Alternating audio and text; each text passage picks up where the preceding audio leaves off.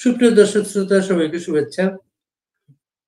যুক্তরাষ্ট্রের রাজধানী Washington DC থেকে আমাদের প্রিয় দস্তগীর জাহাঙ্গীর আমাদের অতিথি। আমরা তার কাছ থেকে খুব কারেন্ট কিছু বিষয় নিয়ে আলোচনা শুনবো। এর একটা হচ্ছে শেখ হাসিনা আগামীকালকে যে ভাষণ দিতে যাচ্ছেন তার প্রস্তুতি নিয়েও আমরা একটু কথা বলবো। দস্তগীর জাহাঙ্গীর, আপনাকে শুভেচ্ছা। বাড়ি ভাই, আপনার সাথে অনেকদিন পরে কথা। আমরা জানি যে আপনি আপনার জায়গা থেকে প্রতিনিয়ত কাজ করে যাচ্ছেন এবং ব্যস্ত সময় কাটাচ্ছেন। আমাকে আবারও আপনার এই শোতে আমন্ত্রণ জানানোর জন্য আপনাকে প্রতি কৃতজ্ঞতা এবং ধন্যবাদ। আপনি যে নিউ ইয়র্কে যাচ্ছেন, প্রধানমন্ত্রী শেখ হাসিনার একটা বক্তব্য প্রচার হবে, সেই প্রস্তুতির অংশ হিসাবে একটু আমাদের আলো দিতে পারেন এই ব্যাপারে?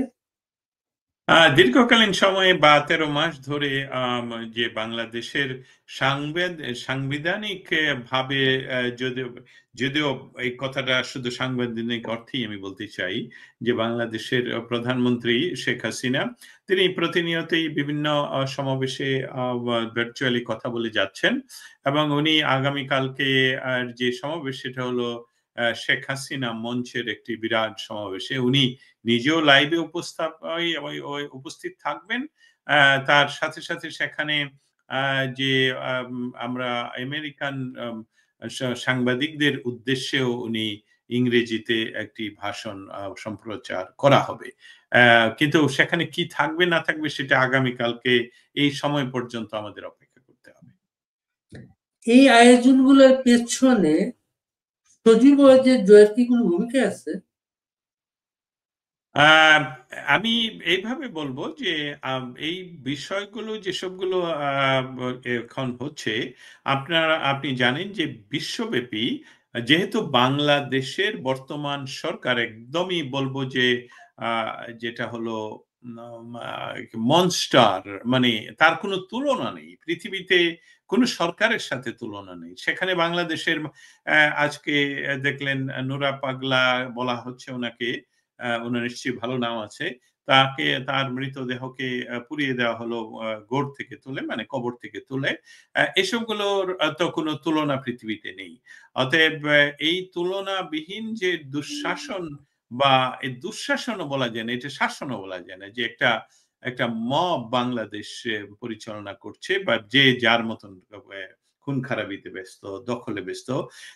ঠিক সেই মুহূর্তে বিশ্বব্যাপী বাংলাদেশিরা বাংলাদেশকে পুনরুদ্ধার আন্দোলন বিক্ষিপ্তভাবে করছে এবং সেখানে অনেকেই এক একটা গ্রুপ তৈরি করে সকলেরই একটি ইচ্ছা যে বাংলাদেশে যে কোনো উপায়ে গণতান্ত্রিক পরিবেশ ফিরে আসুক, যেখানে এই স্থিতিশীল বাংলাদেশ, যেখানে সার্বভৌম বাংলাদেশ, যেখানে ৭২-এর সংবিধান অনুসারে বাংলাদেশ, যেখানে সম্প্রীতির বাংলাদেশ। তো অতএব সেখানে তার পেছনে সবসময় কোনো রাজনৈতিক শক্তির ইন্ধন আছে, এটাই মৌলিক কথা নয়, কিন্তু কোনো একদিন নিশ্চয়ই আসবে যেখানে এটা সম্মিলিতভাবে সম্মিলিত নেতৃত্বের নেতৃত্বাধীন অবস্থায় একটি মহা আন্দোলন বা মহা বিস্ফোরণ ঘটবে বাংলাদেশে। এই মুহূর্তে বাংলাদেশে হচ্ছে না, বাইরে হচ্ছে। ধন্যবাদ। আপনি যে উদ্দেশ্যে যাচ্ছেন নিউ ইয়র্কে, এমন একটা সময়ে এই আয়োজন যখন বাংলাদেশে মার্কিন যুক্তরাষ্ট্রের নতুন রাষ্ট্রদূতের নাম ঘোষণা করা হয়েছে এবং চার্জ অ্যাফেয়ার্স গত কিছুদিন ধরে তার কিছু গ্রাউন্ড ওয়ার্ক করে রাখছিলেন মনে করা হচ্ছে।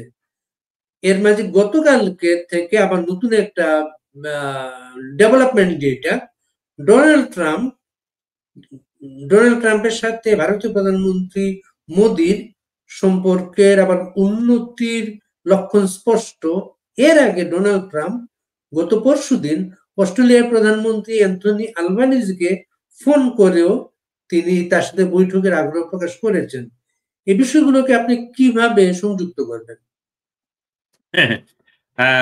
বাড়ি ভাই, আমি জানি যে আপনি খুব আমাদের গুরুজন এবং আপনার কাছ থেকে সাংবাদিকতা আমরা শিখে এখন পলিটিক্স, পলিসি এবং ডিপ্লোমেসি নিয়ে ওয়াশিংটন ডিসিতে কাজ করছি। এই জন্য আপনাকে অসংখ্য ধন্যবাদ এই প্রশ্নটা করার জন্য, কারণ এখানেই আমি কাজটুকু করি, এই বিষয়টাকে নিয়ে কাজটুকু করি। যেহেতু আমরা জানি 2001 সনের 15ই জুন সাংহাই শহরে প্রতিষ্ঠিত একটি অর্গানাইজেশন হয়েছিল। সেই অর্গানাইজেশনকে সংক্ষেপে এসসিও বলা হয়, বা সাংহাই কোঅপারেশন অর্গানাইজেশন। এবং তার শীর্ষ সম্মেলন হয়ে যায় 31শে অগস্ট থেকে 2রা সেপ্টেম্বর পর্যন্ত। সেখানে আমরা যেটাকে অনেকেই বলছে RIC, অনেকে বলছে CIR, হোয়াটএভার, চীন, রাশিয়া, ভারত হলো মূল চালিকা শক্তি। এবং সেখানে 10টি পূর্ণ সদস্য রাষ্ট্র রয়ে গেছে, যে রাষ্ট্রগুলো সম্মিলিত ভাবে এমন একটি প্ল্যাটফর্ম তৈরি করে। 10টি দেশের নামও আপনাকে জেনে দিতে পারি: চীন, Russia, Bharat, Pakistan, Iran, Belarus, Kazakhstan, Kyrgyzstan, Tajikistan, Uzbekistan. তার সাথে আরো উপস্থিত ছিল, যেটা খুবই ইম্পর্টেন্ট আমার মতে অবজারভার হিসাবে এবং ডায়ালগ পার্টনার হিসেবে, তুরস্ক। আপনি জানেন তুরস্ক হলো নেটোর অংশ। অতএব এই যে সমাবেশে আমি আর বিস্তারিত ওইখানে না গিয়ে বলি যে আপনার প্রশ্ন, যে ডোনাল্ড ট্রাম্প সাথে সাথে এখন থেকে প্রায় 48 ঘন্টার ভেতরে উনি নিজে কিন্তু অনেকটা যেমন প্রেম ভেঙে গেলে যেরকম আকুতি বা যেরকম হয়, সেরকম ভাবে উনি কিন্তু ওনার সোশ্যাল মিডিয়াতে পোস্ট করেছেন যে রাশিয়া এবং ভারত চায়নার অতল গহীরে, কালো অতল গহীরে তুলে এগুলো তাদেরকে সাধুবাদ জানাই, মানে তাদেরকে আই উইশ, বেস্ট উইশেস আমি তাদেরকে জানাই। এই ঠিক একই সময়ে আপনার অনেকগুলো প্রশ্ন, ক্ষুদ্র ক্ষুদ্র ভাবে অনেকগুলো প্রশ্ন এখানে আছে, এটা আমি চেষ্টা করছি বলার জন্য। ঠিক সেই সময়ে বাংলাদেশ এবং ভারতে নতুন এবং প্রফেশনাল নিয়োগ দেওয়া হলো, অ্যাম্বাসেডর নিয়োগ দেওয়া হলো। এখন আমি চলে যাই অ্যাম্বাসেডর নিয়োগের বিষয়টা। এমন একজনকে অ্যাম্বাসেডর নিয়োগ দেওয়া হলো যার নাম ব্রেন্ট ক্রিস্টেনসেন, এবং তিনি 2019 এবং থেকে 21 সাল পর্যন্ত বাংলাদেশেই গত ট্রাম্প প্রশাসনের নিয়োগকৃত রাজনৈতিক এবং অর্থনৈতিক কাউন্সিলর হিসেবে কাজ করেছেন। এবং উনি ওনার অভিজ্ঞতা রয়েছে চীনে, এবং চীন ভাষায় উনি পারদর্শী, আমি মনে হয় ম্যান্ডারিন ভাষায় উনি পারদর্শী। উনি ফিলিপিনে কাজ করেছেন। উনি স্টেট ডিপার্টমেন্টের বাংলাদেশ এবং পাকিস্তান ডেস্কের প্রধান হিসেবে কাজ করেছেন। এই যে একই ব্যক্তি দুবার বাংলাদেশে নিয়োগ পাওয়ার ইঙ্গিত দেয় যে ট্রাম্প প্রশাসন বাংলাদেশে দীর্ঘমেয়াদী কৌশলগত প্রভাব বিস্তারে আগ্রহী, এবং ভারতেও পাঠিয়েছেন এই কারণে, কারণ ট্রাম্প কিন্তু ইতিমধ্যে আরেকবার বলছেন এই গত 12 ঘন্টা বা 24 ঘন্টায় যে মোদির সাথে আমার সম্পর্ক হলো বন্ধুত্বের সম্পর্ক, এটা নষ্ট হবার নয়। এবং ভারতের বিষয়টা আপনার সাথে আমি শেয়ার করতে খুব আগ্রহ, কারণ ভারত এমন একটা দ্বৈত কূটনীতি চালায়, সেটা হলো যে কোয়াডের অংশ ভারত। কোয়াড কি? কোয়াডের অংশ হলো অস্ট্রেলিয়া, যেখানে আপনি আছেন, আমেরিকা যেখানে আমি আছি, এবং সেখানে আছে জাপান। অতএব কোয়াড কিন্তু একইভাবে চীনকে ঠেকানোর জন্য যে একটা প্যাক্ট, সেখানে ভারত আছে। ভারত আবার মার্কিন অংশীদারিত্বের অন্যান্য অনেক বিষয়ের সাথে জড়িত, কিন্তু ভারত আবার ব্রিক্সে আছে। ভারত আবার আমি যেটার কথা বলছি এসসিওর 10টি পূর্ণ সদস্যের একটি, এবং মূলত সেখানে অন্যান্য দেশের না, কিউবাও আছে, সেখানে অন্যান্য দেশের নাম না আসলেও বলা হচ্ছে RIC, মানে রাশিয়া, ইন্ডিয়া, চায়না, অথবা CIR, হোয়াটএভার, মূলত এই 3টি দেশ। অতএব আমেরিকার এখন টেনশন যেটা হয়েছে সেটা হলো যে এই আসলে রাশিয়া সাথে তো আমেরিকা ইতিমধ্যে সম্পর্ক স্বাভাবিকরণ নিয়ে করার চেষ্টা করছে। আপনি জানেন যে আলাস্কাতে রাশিয়ার অনেক, শুধু প্রেসিডেন্টই আসেনি, রাশিয়ার ব্যবসায়ীরা এসেছে, তার মানে ব্যবসা উন্মুক্ত করার প্রচেষ্টা এসেছে তারা। সেখানে ভারতের উপর ট্যারিফ দিয়ে কোনো কাজ হলো না, কারণ ভারত এটা থোড়াই কেয়ার করে, ভাবে তারা ওইখানে গিয়ে অন্যভাবে মিটিং করছে। অতএব এই বিষয়গুলো ট্রাম্প যেহেতু নিজেকে ডিল মেকার হিসেবে দাবি করে, এবং সত্যি উনি ডিল মেকার, এবং ট্রাম্প হল আমেরিকার সবচেয়ে পপুলার প্রেসিডেন্ট, যিনি জনগণকে যে কথা দিয়ে এসেছেন সেই কথা রাখার চেষ্টা করছেন। তার ভিতরেও ভারত যেহেতু শক্তিশালী প্রতি উত্তর দিতে পারছে, এবং ভারত কোয়াড সম্মেলন যেটা কয়েক মাস আগে ওয়াশিংটন ডিসিতে হয়ে গেল, সেখানে উনি সুস্পষ্ট ভাবে কোয়াড মেম্বারদেরকে এরকম তাদের দিকে চোখে চোখ রেখে ভিডিওতে বলেছেন, অন দা রেকর্ডে বলেছেন যে ভারত তার অধিকার, তার প্রতিরক্ষার অধিকার, তার দেশের নিরাপত্তার অধিকার সংরক্ষণ করে এবং পৃথিবীর যে কোনো জায়গায় যে কোনো কর্ম তারা করার অধিকার রাখে তাদের দেশের নিরাপত্তার জন্য। এবং আশা করি আমার কোয়াড মেম্বার গণ এটা স্মরণে রাখবেন। এই কথাটা কেন এখানে উত্থাপন করলাম, যে কোয়াডের মেম্বার হিসাবে তিনি ব্রিক্সে কাজ করেন, কোয়াডের মেম্বার হিসাবে এসসিও তে উনি যোগদান করছেন এবং সেখানে গিয়ে তার স্বার্থের কথা বলছেন, এশিয়ার স্বার্থের কথা বলছেন, রাশিয়া, চীন, ভারত একসাথে কথা বলছেন। সর্বশেষ আমি আপনার সাথে যেটা তো তুলে দিতে চাই সেটা হলো, দেখুন বাংলাদেশে এমন একজন রাষ্ট্রদূত পাঠানো হচ্ছে, নির্বাচন যেটা হওয়ার খুব ক্ষীণ সম্ভাবনা 26 ফেব্রুয়ারিতে, যেটা সেটাকেও কিন্তু ডোনাল্ড ট্রাম্প সিরিয়াসলি নিচ্ছেন, যে এখন আর ওই চার্জ দিয়ে ফিয়ার্স দিয়ে হবে না, এখন নিয়মিত একজন পেশাদার কূটনীতিবিদ কে পাঠাতে হবে, যাতে করে যে বাংলাদেশের সামাজিক এবং পলিটিক্যাল ফ্যাব্রিকটা ভালো করে জানে, কানেকশন আছে, নট অনলি বাংলাদেশ, ইন্ডিয়াতে আছে, চায়নাতে আছে, ফিলিপিনে আছে, ওই অঞ্চলে আছে। অতএব সে যাতে ওই নির্বাচন যদি হয় তাতে যাতে সেটা ইনক্লুসিভ নির্বাচনে পর্যবসিত না হলে, এই যে এসসিও যে শক্তি দেখালো এবং সেখানে ভারত এবং চীন একে অপরকে, মিস্টার সিং এবং মোদি একে অপরকে কি কথাটা বললো সেটা বলে দিতে চাচ্ছি, যে আমরা একে অপরের শত্রু নই এবং আমাদের যে বিরোধ, আমাদের বর্ডার নিয়ে, সেই বিরোধ আমরা মীমাংসা করব। তার অর্থ অরুণাচল নিয়ে এবং কাশ্মীরের বিভিন্ন জায়গা নিয়ে তারা ইতিমধ্যে, এবং আরো একটা ঘটনা ইতিমধ্যে ঘটছে সেটা আমি আপনাকে জানাতে চাই, যে আপনি জানেন যে মানস সরোবর এবং এই ওই জায়গাটায় যেখানে ভারত থেকে ধর্মীয়, এই যে আমি এটা আপনাকে জানানোর জন্য, ধর্মীয় তীর্থপথে অগ্রগতি দীর্ঘ প্রায় 2 বছর পর কৈলাস এবং মানস সরোবরের তীর্থযাত্রা ইতিমধ্যে শুরু হয়েছে। এই যে ক্রস বর্ডার সন্ত্রাসবাদ বা উগ্রবাদ দমনে চীন ভারত একত্রে কাজ করবে, সেটা বাংলাদেশের এই ইউনূস সরকারের পায়ের তলায় মাটি একদম নেই বলা যায়, কারণ এসসিও মিটিং এ এমনকি উপস্থিত ছিল বার্মা বা মিয়ানমারের সামরিক জান্তা। অতএব সেখানে আরাকান আর্মিকে করিডোর দিয়ে দেবে আমেরিকার কথা, এটা আর সহজভাবে হচ্ছে না। অতএব এই অ্যাম্বাসেডর নিয়োগ করার মৌলিক কারণটা বোধহয় ওইখানে, আমরা সময় বলবে, কিন্তু আমার মনে হচ্ছে এটাই একটা মূল কারণ। যে রাষ্ট্রদূত আসছেন তিনি বাংলাদেশের রাজনৈতিক নেতাদের চেনেন জানেন, জাতীয় পার্টির নেতাদেরও চেনেন জানেন। সেই জাতীয় পার্টির অফিস পুড়িয়ে দেয়া হয়েছে, আওয়ামী লীগ দেশে কাজ করতে পারছে না। আপনি একটু কথা বললেন যে ইউনূসের পায়ের নিচে মাটি নেই। এই রাষ্ট্রদূত আবার ভারতে যিনি রাষ্ট্রদূত, তিনি শুধু ভারতের না, এই অঞ্চলের রাষ্ট্রদূত। এই রাষ্ট্রদূতকে ভারতের সেই রাষ্ট্রদূতের অধীনে কাজ করতে হবে। কিভাবে দেখেন বিষয়টাকে? খুবই খুবই গুরুত্বপূর্ণ একটি প্রশ্ন, যেটা স্বাভাবিকভাবে আমি এভাবে বলবো যে এটা কোনো স্বাভাবিক ঘটনা নয়। কোনো একটি, যেহেতু বাংলাদেশে একজন সম্পূর্ণ তাদের সম্পূর্ণ বলছি, পূর্ণ এম্বাসি রয়ে গেছে। সেখানে ওই এম্বাসি, যেমন আমি একটা উদাহরণ দেই, আমি যখন প্রাগে ছিলাম তখন প্রাগের বাংলাদেশ কোনো এম্বাসি ছিল না। আমরা বার্লিনের বাংলাদেশ এম্বাসি বা অ্যাম্বাসেডর প্রাগেরও অ্যাম্বাসেডর ছিল।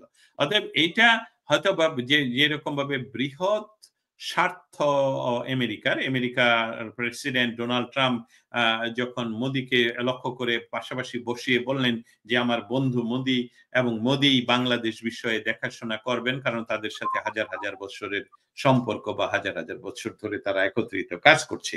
আমার মনে হয় বাংলাদেশের যে কথাটা আমরা একটু সময় এর অপেক্ষা করতে হবে, বাংলাদেশ এবং ভারতের বিষয়টা, এবং বাংলাদেশ যে ইন্দো প্যাসিফিক জোনে যেই স্বপ্ন আমেরিকা দেখছিল ডক্টর ইউনূসের মাধ্যমে, সেখান থেকে যে ব্যাহত হতে যাচ্ছে, সেটাও যাতে আমেরিকার যে বিরাট ইনভেস্টমেন্ট বা আমেরিকার যে দীর্ঘমেয়াদী পরিকল্পনা সবই যাতে একদম নস্যাৎ হয়ে না যায়, সেটা রক্ষার একটা কারণ বলেই আমি মনে করছি।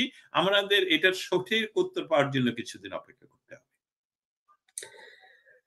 আগুন জ্বলছে সারা দেশে, এমনকি কবরস্থানের কবর থেকে তুলে মানুষকে পোড়ানো হচ্ছে। গতকালকে চট্টগ্রামে দুটো ধর্মীয় গ্রুপের মধ্যে সারা রাত ধরে সংঘর্ষ চলেছে, চাঁদপুরে সংঘর্ষ চলেছে। এই দিকগুলা ওয়াশিংটনে বসে আপনি কিভাবে দেখেন? Thank you. এটা এটা খুবই সমসাময়িক বিষয়গুলোর জন্য আসলে এখন আমার এখানে রাত প্রায় ৩টা বাজে। এই বিষয়গুলোই ঘন ঘন আসছে যে হাটহাজারীর ঘটনা, যেটা ঘটছে ১৪৪ ধারা জারি, আর্মিদেরকে প্রায় কি বলবো যে ঘিরে ফেলা ২ দলের মাধ্যমেই, এবং এসবগুলো কোনো গণতান্ত্রিক দল নেই। ২টি উগ্রপন্থী ইসলামবাদী বা উগ্র ইসলামপন্থী বা হোয়াটএভার, উগ্রপন্থী বলবো। এবং আরো একটা চাঁদপুরের ঘটনার কথা, তার আগে আমরা জানি রাজবাড়ির ঘটনার কথা। এটা কিন্তু গত ৭২ ঘন্টায় এসবগুলো ঘটছে। এটাতে কি প্রতিফলিত হয় আপনি নিশ্চয়ই যেটা আমার কাছ থেকে ওয়াশিংটন ডিসি থেকে শুনতে চাচ্ছেন, সেটা হলো যে আমাদের দেশ ইতিমধ্যে যদি বলি যে এখানে কোনো শাসন নেই, সেটাও সত্য কথা।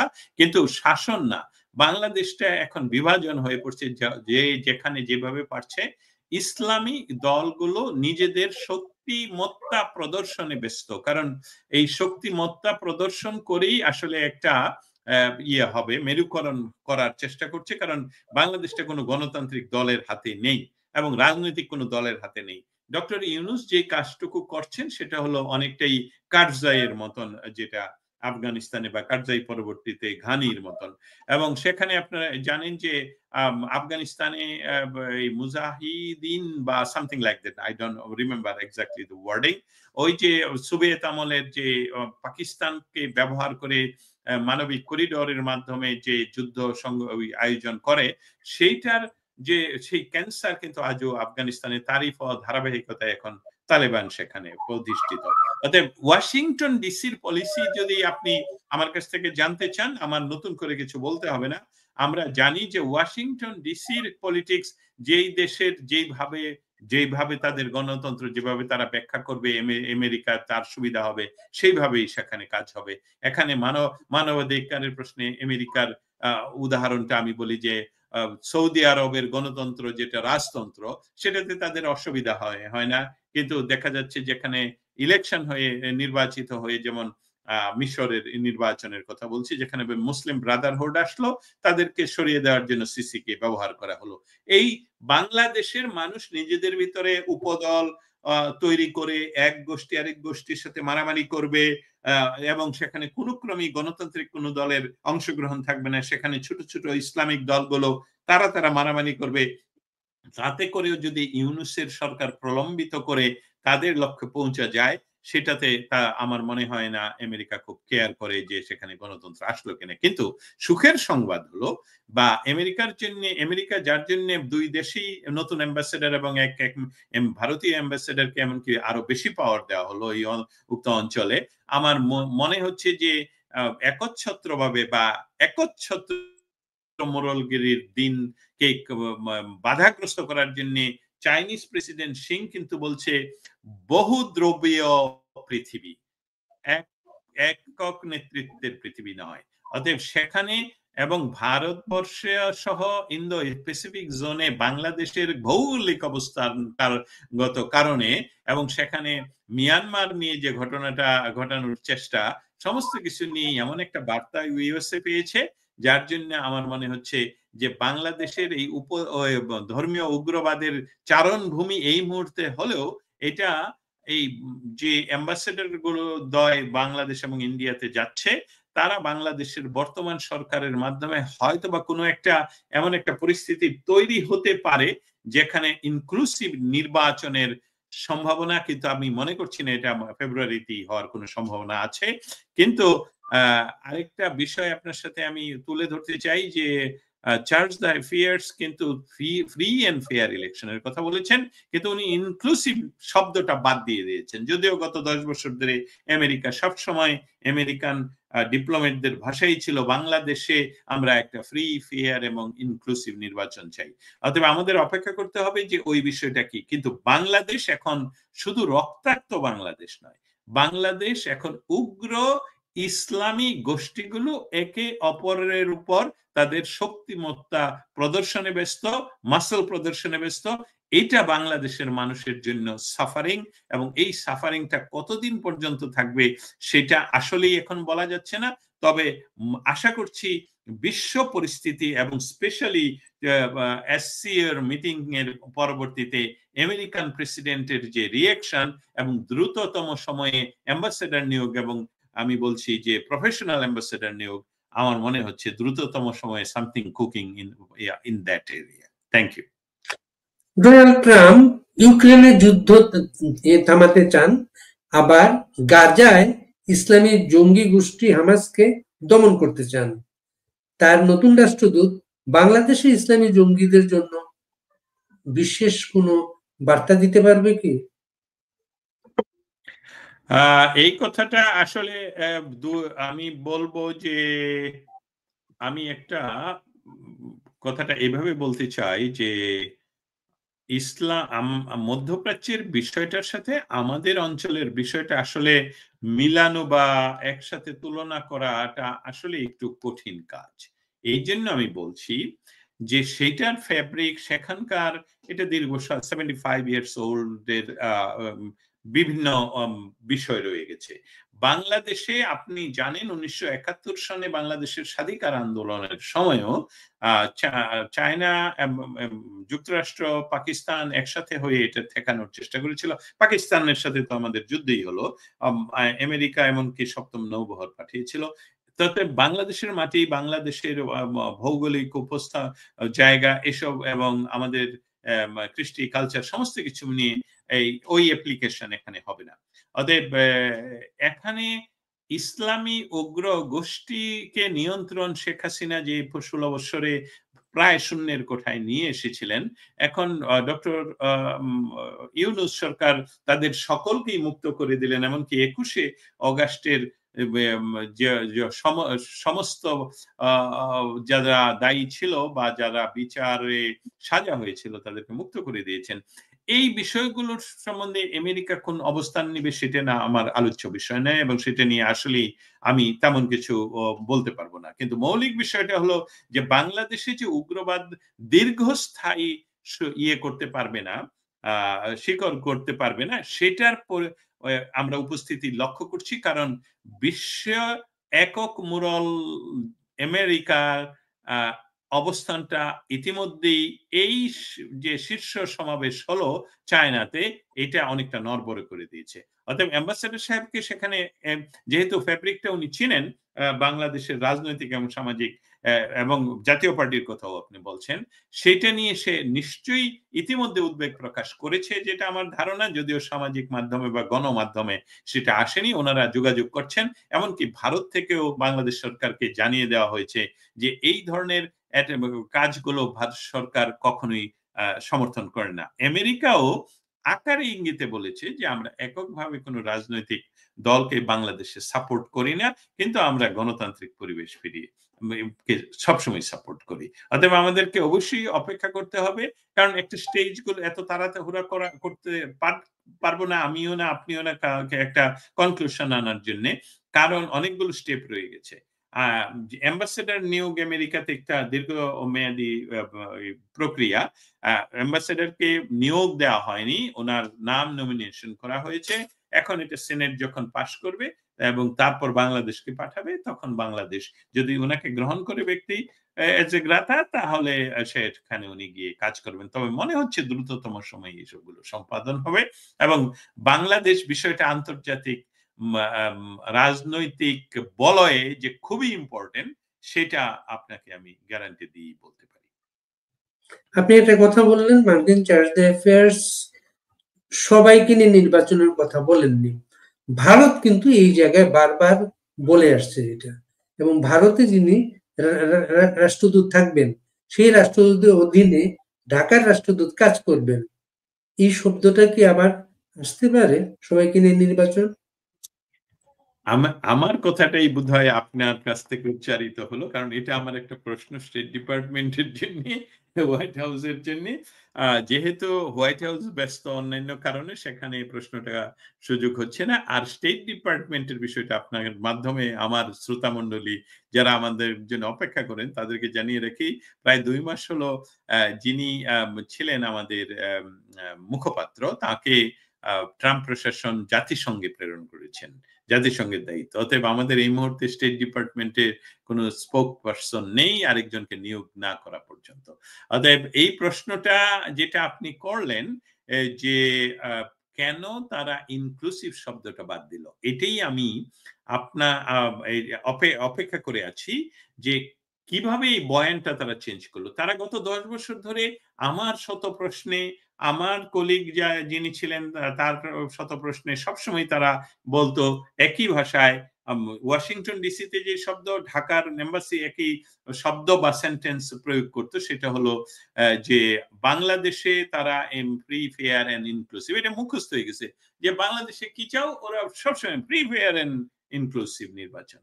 কিন্তু উনি ইনক্লুসিভ শব্দটা কি ইচ্ছা করে বাদ দিলেন যে এখন আর ইনক্লুসিভ লাগবে না, তো জামায়াত ইসলাম আর বিএনপি মিলে নির্বাচন ফ্রি, ফেয়ার হয়ে গেল। অতএব আমার মনে হচ্ছে যে ২ অ্যাম্বাসেডরের কথা বলছেন, ইনক্লুসিভ শব্দটা আমেরিকা সবসময় ব্যবহার করে। অ্যাকচুয়ালি ইনক্লুসিভ শব্দটার আমি বলবো একদম মালিকানাই আমেরিকার। কারণ তারা কথায়, কথায় ইনক্লুসিভ। যে ইনক্লুসিভ হতে হবে সমস্ত ক্ষেত্রে। যেমন এখানে সামাজিক আমরা আমেরিকাতে এমন একটা দেশ, আমি অস্ট্রেলিয়াতে কখনো যাইনি। আমি এইটাই আপনার সাথে শেয়ার করতে চাই। আমেরিকাতে কিন্তু আমাদের এই সামাজিক যে ছোট, ছোট পকেট গুলো রয়ে গেছে, এসবগুলোকে খুব উৎসাহিত করে।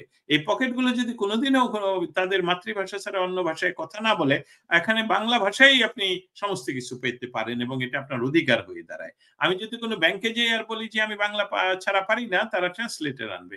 আমি কোর্টে গেলে আমি বলব যে বাংলা ছাড়া অন্য কিছু পারি না, তারা, এখানে কোনো ন্যাশনাল ভাষা নেই। অতএব এই জিনিসটা যে ইনক্লুসিভ, এটা আমেরিকা আমাদেরকে শিখিয়েছে যে ইনক্লুসিভ সকলকে মিলে কাজ করতে হবে, সকলকে মিলে কাজ করতে হবে। অতএব আমি মনে করছি যে হয় উনি যদি ইচ্ছা করে ভুলে গিয়ে থাকেন, অ্যাম্বাসেডর সে ঠিক করবেন। আর ইনক্লুসিভ নির্বাচন শুধু ভারতবর্ষ চায় এটাও যে না, রাশিয়া ইতিমধ্যে বলেছে বাংলাদেশে একটা সুষ্ঠু, ফ্রি, ফেয়ার এন্ড সকলের অংশগ্রহণ, সকল রাজনৈতিক দলের অংশগ্রহণে একটি নির্বাচন তারা চায় না। ইতিমধ্যে ভারতের মাধ্যমে, ভারতের সাথে যেহেতু তাদের সুসম্পর্কের দ্বার উন্মোচন হয়েছে, এবং এই মুহূর্তে চায়নার উপর ভরসা করে ডক্টর ইউনূস যে 7 সিস্টার অমুক তমুক হুমকি ধামকি কথা বলছেন, সেসবগুলো উনি গিলে ফেলতে হচ্ছে। কারণ চায়না ইতিমধ্যে বাংলাদেশের সেনাবাহিনীর প্রধানকে ডেকে নিয়ে গিয়ে বলেছেন যে তোমার দেশ কোথায় যাবে উই ডোন্ট কেয়ার। আমরা যে বিষয়টা কেয়ার করি সেটা হলো আমার টাকা ইনভেস্ট রয়েছে তোমাদের দেশে, সেটার সিকিউরিটির ব্যবস্থা তোমাকে করতে হবে, এবং সেটার জন্য প্রয়োজন হলো স্থিতিশীল সরকার, নন উগ্রবাদী সরকার এবং নন উগ্রবাদী গোষ্ঠী, যেখানে আমাদের ইনভেস্টমেন্ট গুলো সুরক্ষা হবে। কারণ ইনভেস্টমেন্টের টাকা যদি তোমরা প্রডিউস না করতে পারো তাহলে তো এটা সুরক্ষা হবে না। আমি চাই পাকিস্তানের অমুকটা দখল করে নিয়েছি, তোমাদেরটাও দখল করে এই শব্দগুলো যদিও না হলে, আমাদের ওয়াকার সাহেব আমেরিকাতে না আসে চায়নাতে গেলেন কেন? হ্যাঁ, এইটাই হলো ইন্টারনাল ইনফরমেশন। অতএব আমি তো ইতিমধ্যে স্পষ্টই বলে দিলাম যে বাংলাদেশের ডক্টর ইউনূসের এই মুহূর্তের যে অবস্থা, এবং আমেরিকা ইনক্লুসিভ শব্দটা অবশ্যই ফিরিয়ে আনতে হবে, এটি আমার ধারণা। দর্শক, আমরা শেষ করব আবার সেই কালকের যে প্রোগ্রাম, যেটা শেখ হাসিনার একটা লাইন আমি জানতে চাচ্ছি। শেখ হাসিনা এখন পর্যন্ত কিন্তু সব অডিওতে বক্তব্য রাখেন, এখানে কি ভিডিওতে আসার কোনো সম্ভাবনা আছে? আমি যেটা বলব যে এটা উনি এখনো কনফার্ম করেননি, কিন্তু যেটা যে একটা বিষয় যে কালকে উনি ইংলিশে একটা পোরশন ইংলিশে বলবেন, সেটার আমি যতটুকু জানি সেটা প্রদর্শিত হবে ইংলিশেই প্রদর্শিত, এটা প্রি রেকর্ডেড, এবং এই প্রি রেকর্ডটা কিন্তু ভিডিও না, অডিও রেকর্ডেড। যেটা আমরা জানি যে উনি নির্দিষ্ট একটা সময়ই সকল গণমাধ্যমে এবং স্পেশালি পশ্চিমা গণমাধ্যমে উনি দ্রুততম সময়ে হয়তোবা ইয়াতে আসবেন, ভিডিওতে আসবেন। এই বিষয়টা নিয়ে এখনো পর্যন্ত সুস্পষ্ট কোনো বার্তা আগামীকালকের জন্য আমার কাছে নেই। মানে খুব তাড়াতাড়ি পশ্চিমের গণমাধ্যমে তিনি ভিডিওতে আসবেন। এটার খুবই সম্ভাবনা দেখা দিচ্ছে। ইয়েস। আপনাকে অনেক ধন্যবাদ দস্তগীর জাহাঙ্গীর। আবার আমরা আপনার কাছে যাব, আপনি নিউ ইয়র্ক থেকে ঘুরে আসেন। ফজলুল বারী ভাই, আপনাকে একটা মানে এই অনুষ্ঠানের মাধ্যমে আপনাকে একটি ধন্যবাদ আমি জানাতে চাই যে ওয়াশিংটন ডিসি থেকে আমি যেরকম প্রতিদিনই কিছু না কিছু কাজ করে যাচ্ছি, কিন্তু আমি খুব লিমিটেড পর্যায়ে। আমি আপনাকে জানাই আমার কাজটা হলো পলিটিক্স, পলিসি এবং ডিপ্লোমেসি। ওয়াশিংটন ডিসি আমাদের ইন্দো প্যাসিফিক জোন নিয়ে কি চিন্তা ভাবনা করছে সেসবগুলো আমি খুঁজে বেড়াই।